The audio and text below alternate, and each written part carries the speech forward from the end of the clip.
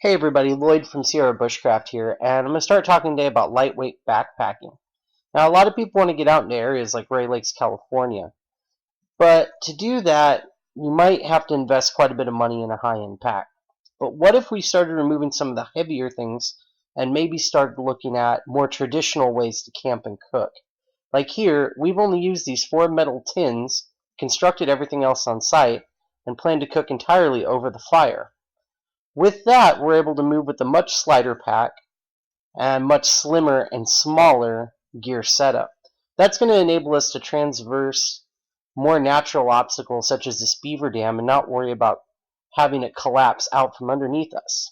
Now, what's an everyday carry kit that you might see? Something along these lines is acceptable and actually very good. That was Von Klopp's kit. My kit is very similar, running the a little bit heavier, a little bit larger, and you also have my pistol in there. So looking at these, let's look now at someplace where this will actually be able to take you, slimming down your pack. Hey gear junkies, well, we made it to upper Twin Lakes. This is a water spillway. It actually spills down into this giant piece of quartz and continues Twin Lakes, spilling down into the rocks. We'll try and get out here and show you how far down. Let me check my footing. This continues on down the pool and down in.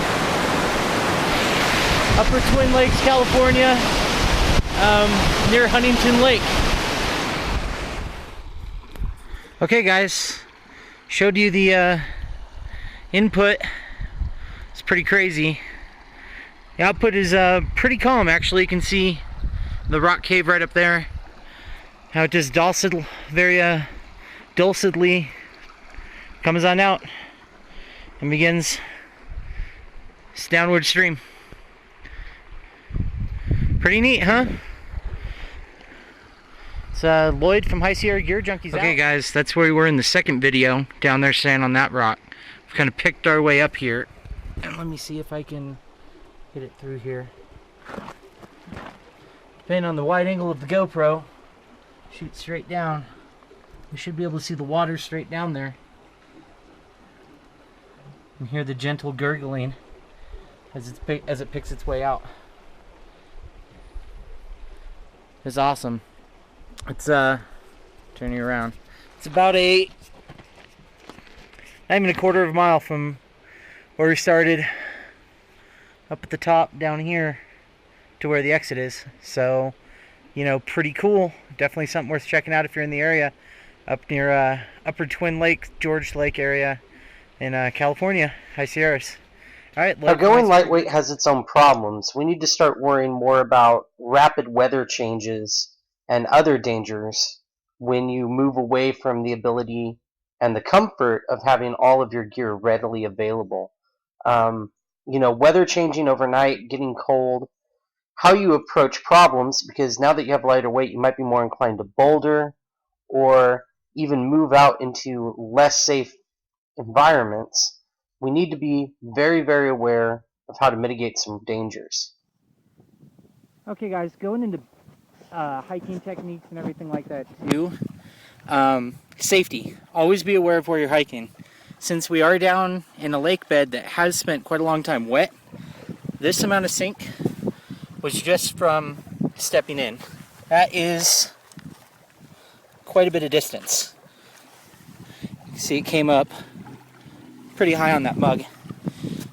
A real concern when they drained this out here was people coming down and hiking down here because of how unsafe and unsteady the mud is. If you're going to stay in any area, you know, usually like on a beach, walking down there the mud is a hard pack. In a lake, it's a completely different story. It's probably the least safest place to hike. So, you know, be aware of where you're moving and how you're moving at all times, and always be safe when you're hiking everywhere you are. If you're not experienced in an area, try and take someone with you that is. Just some mindset tips real quick from Lloyd at High Sierra Gear Junkies again. Okay guys, second video on what I was talking about. If you look here, it's actually pretty dry at the surface. It looks really dry, looks really safe, and actually, I'll show you right here as I step down. This is nice and solid and hard. This was not, to the point that I can actually, I'm sinking in over here, can actually work it in as deep as I want. So, like I was saying, if you don't know the area and you're not an experienced hiker, always have a buddy or at least talk to the hikers in the area and know what the dangers and risks are. At this point, I'm probably going to make a entire written entry on hiking safety. But other than that, Lloyd out again from High Sierra Gear Junkies. Hey guys, so we talked about footing before, especially when hiking in areas you're unfamiliar with. And I demonstrated it with mud. Now I'm going to talk about in snow. See how deep I'm sinking? You never know how well the ice pack or any snow pack or even any dirt or sand is going to support your weight. So you always got to be very careful and be very mindful about how you enter the pack. I'm entering heel first to compress, and then I'm transitioning over. My heel is the only thing that's down. I'm entering at an angle like this, locking and setting myself and moving forward. It's the safest way to continue, especially on any down slopes. On up slopes, it's the exact opposite. Enter with the forward of my foot, push down with weight, and lock my heel down, and continue forward. So just a little safety tip for those that are not used to hiking, especially in snow or alpine conditions. Lloyd from Sierra Bushcraft out. So now let's talk for a few seconds about shelter and fire, and then learn a neat trick to finish this video out. And thanks for watching, Lloyd from Sierra. Hey guys, Lloyd back from Sierra Bushcraft up here in northern Maine. I took a few minutes off the trail today to show you this upturned root ball that has some rocks down in the bottom. This would be a perfect impromptu trail shelter that you don't have to do anything to. In an emergency situation, taking time and burning precious calories is not ideal. So if you're looking around and scouting around and can take a few minutes and actually find something like this, have a nice fire out in front, this would be a perfect overnight stay or a couple days stay for you to forage, replenish some fuel supplies, or even move on out of the area. It's really ideal. There's no caloric burn involved, like I said, but it's a quick, great, dry, probably warm place to spend the night if you need to.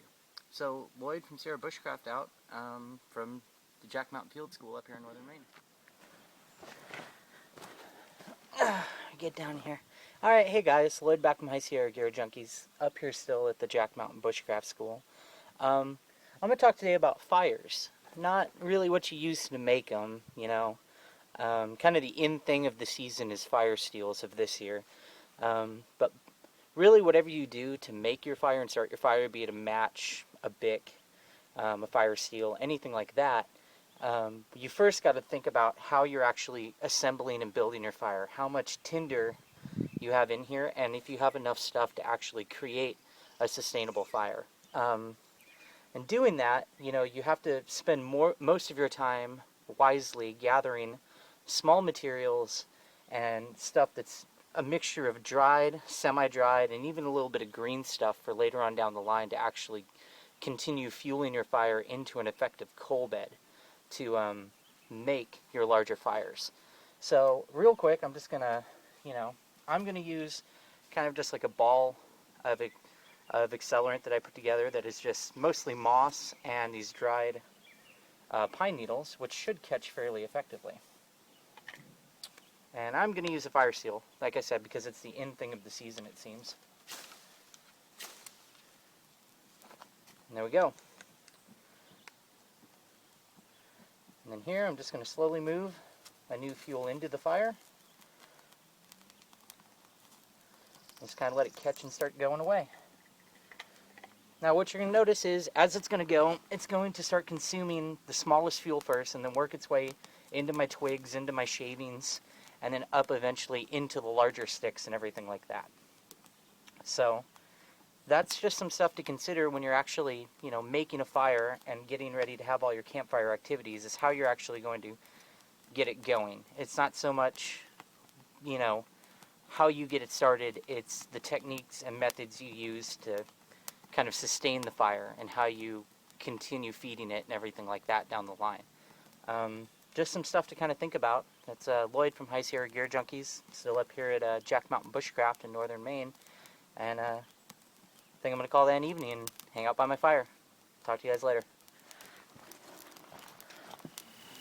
Hey guys, Lloyd back from Sierra Bushcraft up here at Jack Mountain Bushcraft in northern Maine, and I'm going to talk about solar compasses today. And pretty much what we have here, what I'm doing is driving the stick into the ground right along the shadow, at the very tip of the shadow of this larger pole that we have. And we sunk this earlier this morning, and if you look back along this line, just throughout the day as we pass by, I've gone through and I've put a new stick in the line at the tip of the shadow. Now this is giving me a true east-west line based off of the sun. A lot of books and online kind of frown about this, but if you realize that the sun rises and sets north of the true east-west line, and you do this throughout the middle of the day, you will still get a very effective east-west orientation. Lloyd from Sierra Bushcraft out, back up here at Jack Mountain in northern Maine, talking about just some basic survival skills.